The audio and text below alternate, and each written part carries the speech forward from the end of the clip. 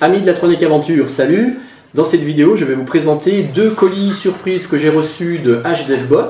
Pour ceux qui suivent ma chaîne Tronic, vous vous rappelez que dans une de mes précédentes vidéos, je l'avais cité parce que, comme je le disais, il y a des youtubeurs qui me demandent où c'est qu'ils peuvent se procurer des fournitures en électronique.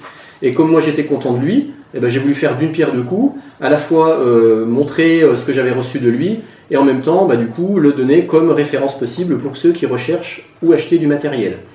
Et en fait, moi j'avais fait cette vidéo sans aucune arrière-pensée commerciale, mais il se trouve que ça a fait très plaisir à celui qui est responsable de cette boutique, et qu'en remerciement, il a voulu m'envoyer deux gros colis de fournitures qui sont là, et que je vais vous présenter dans cette vidéo. Il y a certains outils, certains composants que je n'avais pas, d'autres que je ne connaissais même pas. Et si vous voulez, on va découvrir ça ensemble.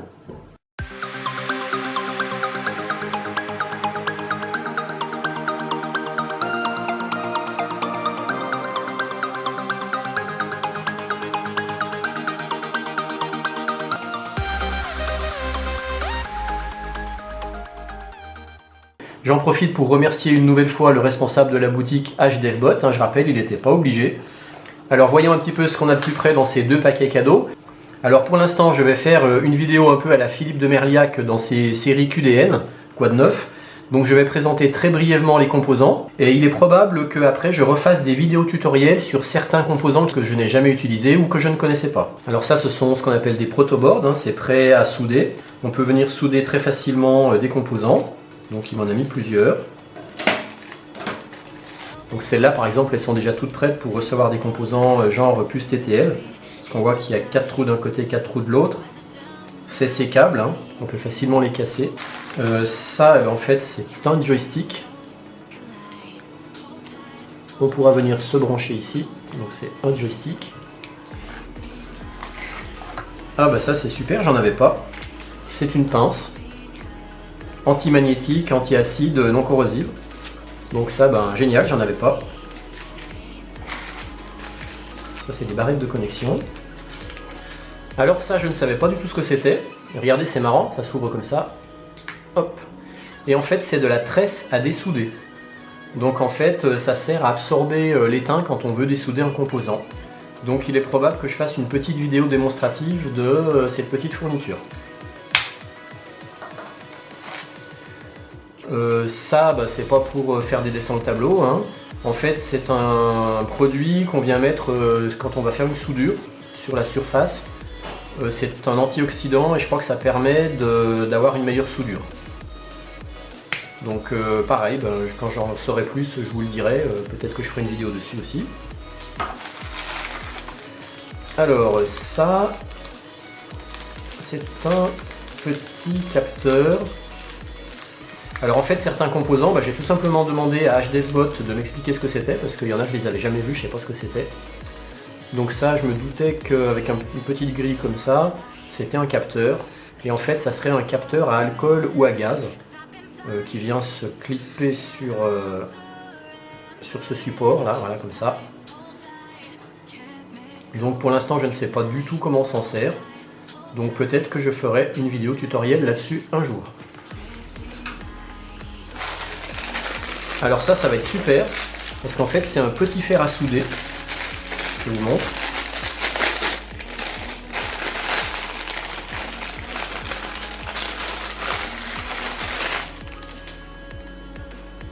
Donc ça c'est l'étain, c'est un petit rouleau d'étain.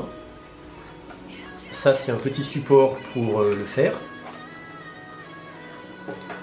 Et puis c'est un fer à souder, vous voyez, qui se branche ici en USB. Donc ça c'est vraiment génial. Et le vendeur m'a dit qu'en fait c'est un fer à souder qui chauffait seulement en 10 secondes. Et regardez, la panne est très petite. Donc elle permettra vraiment de faire des soudures très précises. Donc ça c'est très bien parce que j'en avais pas. Donc ça je pense que je vous ferai aussi une vidéo de démonstration le jour où je m'en servirai.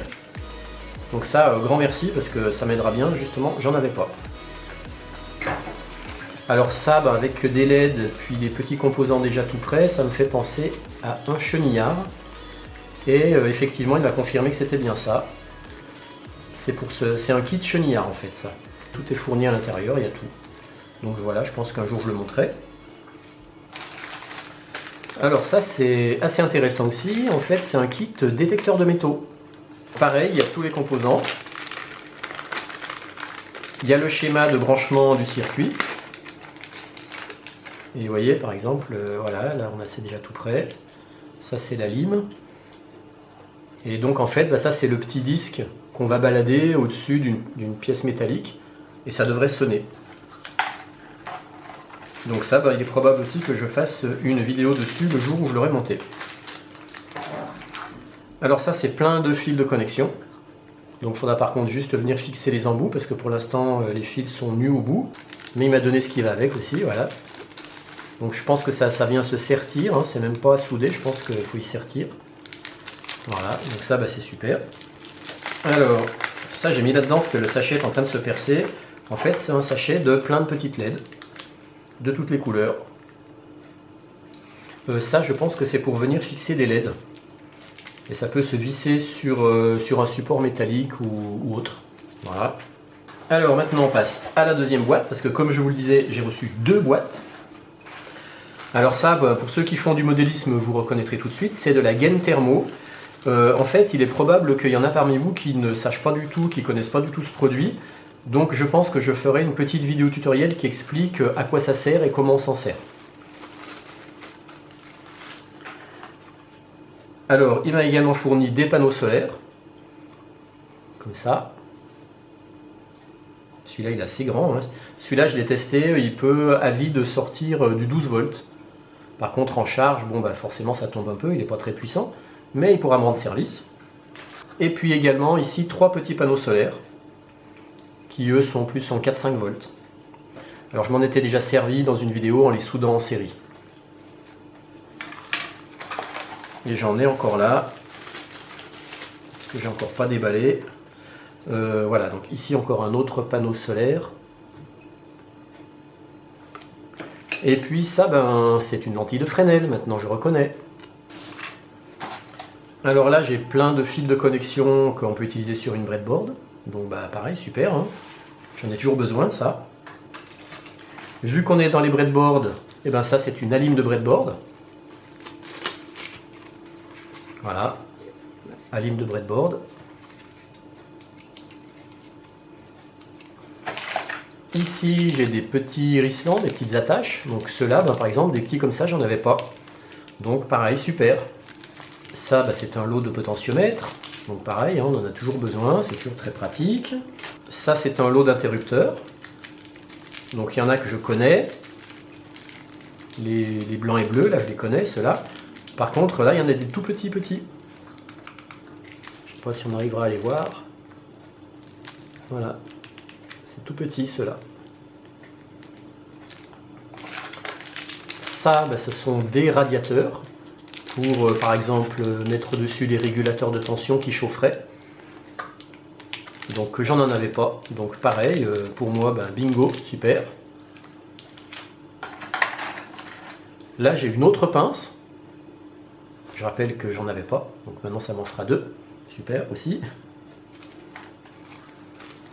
Ça, ce sont des diodes, je pense 1N4007. Alors, je ne les connais pas encore.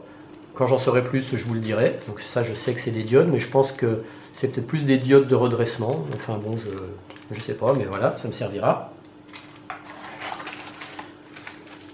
Ici, j'ai encore des barrettes de connexion, mais cette fois, c'est des barrettes de connexion doubles, contrairement à celles que j'avais achetées dernièrement. Moi, c'était des barrettes de connexion à une broche. Là, c'est des barrettes à 2 broches.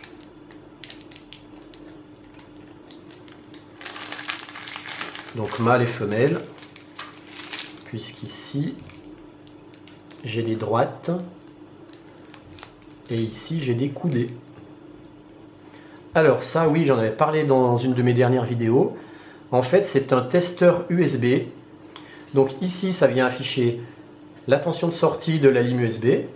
Ça affiche également le courant en temps réel qui est consommé et le cumul de courant utilisé depuis le début. Et puis il y a une touche reset pour remettre à zéro le courant consommé. Ce qui fait que par exemple, si on se sert de ce module-là pour recharger quelque chose en 5 volts, eh bien on connaîtra par exemple combien de milliampères on aura chargé dans le composant que l'on met en charge. Alors là-dedans, dans un sachet anti-électricité statique, j'ai un petit capteur, c'est marqué Sensor. Je vais l'ouvrir. On voit que c'est marqué Sensor. Donc pour l'instant, je ne sais pas du tout comment on s'en sert, mais j'apprendrai. Et quand je saurai, si j'arrive à faire quelque chose d'intéressant, je vous le partagerai dans une vidéo. Alors ensuite, qu'est-ce que j'ai? Ça doit pouvoir venir se mettre, je pense, sur des potentiomètres. Pour faire des boutons propres, des potentiomètres propres. Voilà. Après, qu'est-ce qu'il m'a mis aussi? Là, des gros interrupteurs, avec 3 grosses broches. Après ça, c'est de la prise USB. Il y a une taille qui va m'intéresser, je pense, parce que c'est celle dont je me sers pour l'Arduino. C'est celle qui va avec l'Arduino. Ça, c'est typiquement de l'USB pour Arduino. Et puis, bon, la boîte commence à se vider. Ça, ce sont des prises d'Alim. Celles qu'on retrouve dans les ordinateurs, par exemple. Pour les écrans, par exemple. Des prises à 3 broches comme ça. Ça, ce sont des prises aussi d'Alim. Je ne sais pas comment ça s'appelle, c'est pas de la jack, mais je reconnais. En modélisme, je m'en sers. Donc il y a tout un lot. On va regarder ensemble ce qu'il y a dedans. Oui, en fait, il y a du mâle et du femelle. Voilà. Donc ça pourra aussi me servir en modélisme. Voilà, donc ça c'est de la connectique d'alimentation à mon avis. Alors là j'ai 2 petits composants dont je ne suis pas du tout certain de l'utilisation. Donc HDevBot m'a dit que ça serait, je crois, des capteurs tilt ou à ressort. Enfin voilà, pour l'instant j'en sais pas beaucoup. Je verrai si peut-être qu'il y en a qui reconnaîtront ce que c'est. Donc si vous savez, merci de me redonner aussi plus d'informations. Mais il faudra que je relise aussi le mail de HDevBot parce qu'il m'a dit ce que c'était, mais je ne me rappelle pas là. Et puis pour terminer, dans ce petit tiroir, j'ai toute une série de composants à 3 broches comme ça. Donc je sais qu'il y a un TIP 120. Par exemple, sur celui-là, c'est marqué L782 4CV, L781 2CV. Celui-là, c'est marqué IRF5 20N. Celui-là, L7905, L7805, L7812. Voilà, pour l'instant là-dedans, je ne connais pas grand-chose, mais du coup, ça sera pour moi l'occasion de continuer à progresser, d'apprendre. Voilà, le déballage, c'est terminé. Comme je vous l'ai dit, il est probable que je revienne prochainement vers vous avec certains de ces composants pour en faire des vidéos tutoriels. Et en attendant, portez-vous bien et profitez bien de l'été qui approche. Bye bye!